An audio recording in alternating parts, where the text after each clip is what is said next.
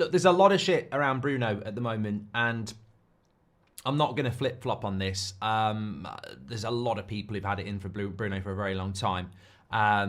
It's ridiculous yesterday. I thought his performance was terrible again. I've been saying this for a long time. And when it comes to the Bruno debate, I'm sort of on the fence. I'm not on the fence. I'm not as extreme as the people that dislike him, and I'm not kissing his arse either. I'm probably in the middle when it comes to Bruno. I see his value to the team, and I know we're rubbish when he's not on the pitch, but we're not that much better when he's on the pitch either. You get people like Roy Keane saying he's not a captain and he should have it taken off him.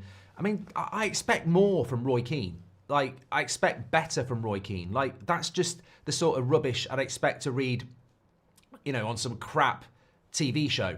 They need to take the captaincy from Bruno. And give it to who? Like, the point is, I agree we could do with better leadership, but give it to who? We're not going to go, Maguire really sunk with it. He's been better without it. Like, who are you going to give this captaincy to? Oh, we're going to sink De Ligt? Or, we don't actually have somebody to give it to. That's the problem. But what I would say about Bruno is that the performances aren't good. But he is not the problem as well. We spoke about this, I think, a couple of days ago. If people are saying get rid of Bruno, you're jumping the shark. Like, you are jumping the issue. Like, the reality is there are 10 other issues more bigger than Bruno. So, yeah, Bruno's caught in 4K because he's been sent off. But what about the 10 other issues that we need to get rid of before we even look at that? But what I would also say, and why I think Danny Olmo would be a good signing, is that the creativity is absolutely terrible. And I saw something last night where somebody was defending Bruno and saying, well, he's created the most chances in the Premier League over the last few years. And if you gave him Erling Haaland up front, or you put Mo Salah on the wing, then he'd be fine. I'm like, hold on a minute. Are you watching the games, or are you absolutely moronic?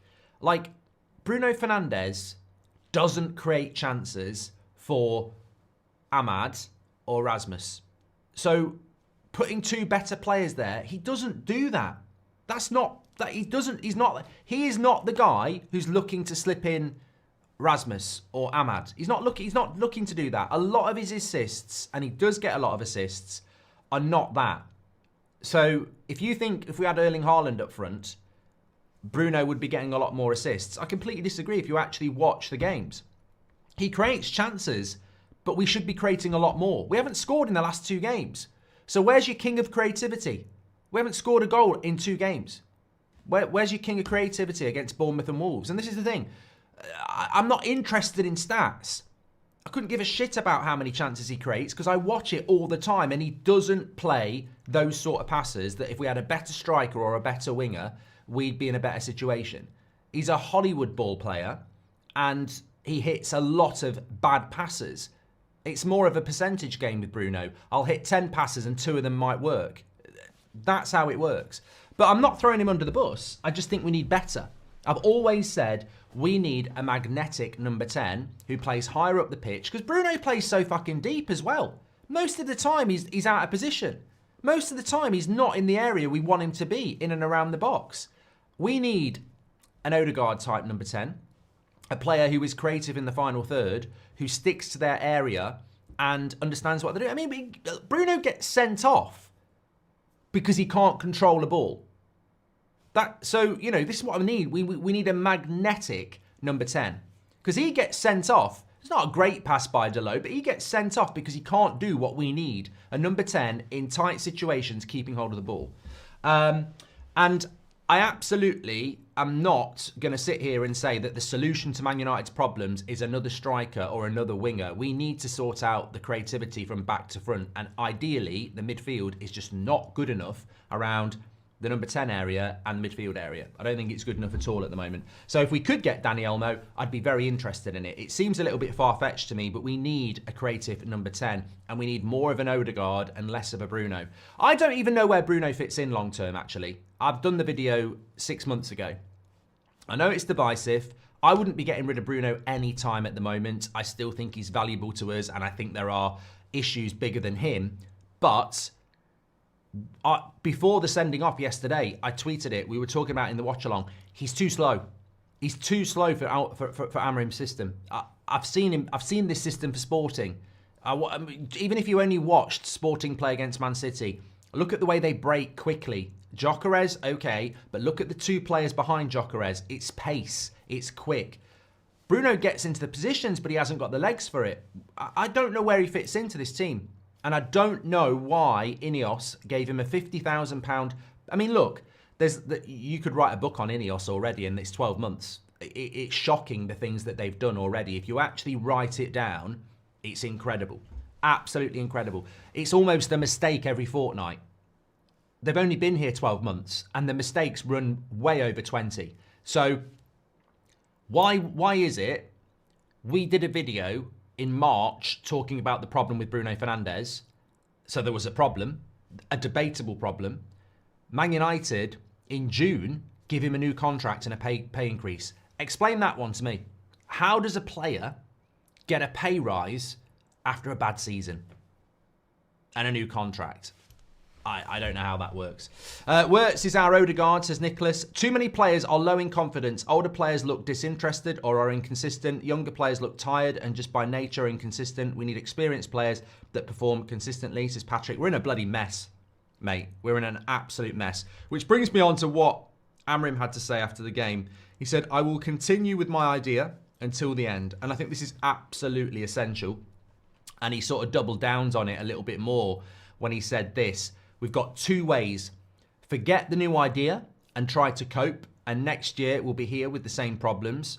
Or we start now, we risk and suffer a little bit, and we'll be better in the next year. And I think this is the sort of clarity, honesty, and truth that we need at this football club that some of our football fans don't understand. I mean, look, I don't want to call out anybody, but I did it on Twitter, so I'll do it here.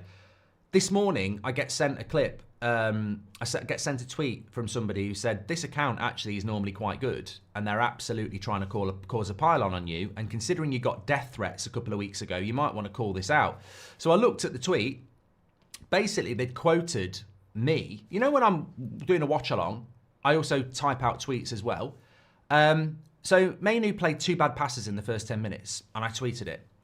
They quote tweeted it and said, his next target. This is the problem with our fan base. Idiots. Player FC twats.